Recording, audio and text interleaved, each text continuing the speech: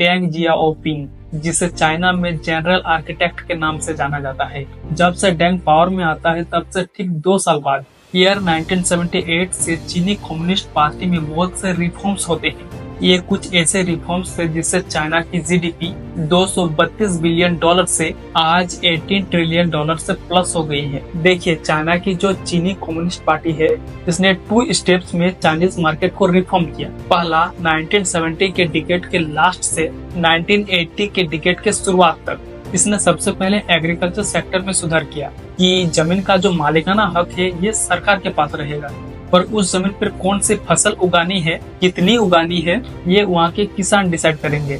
इसका असर ये हुआ कि 1975 से 1985 तक एग्रीकल्चर सेक्टर में 25% का ग्रोथ देखने को मिला।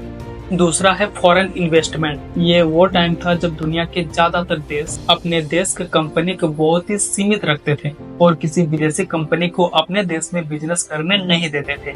चाइना ने विदेशी कंपनी के लिए रास्ता खोला और विदेशी कंपनियों को चाइना में इन्वेस्ट करने का ऑफर दिया। दूसरा स्टेज 1980 डिकेड के लास्ट से 1990 डिकेड तक ये टाइम था प्राइवेटाइजेशन का। गवर्नमेंट के हाथों में जो भी कंपनियां थी या स्टेट गवर्नमेंट के हाथों में जो भी कंपनियां थी, उन्हें एक लिमिटेड टाइम के लिए प्राइवेट के हाथों में देना।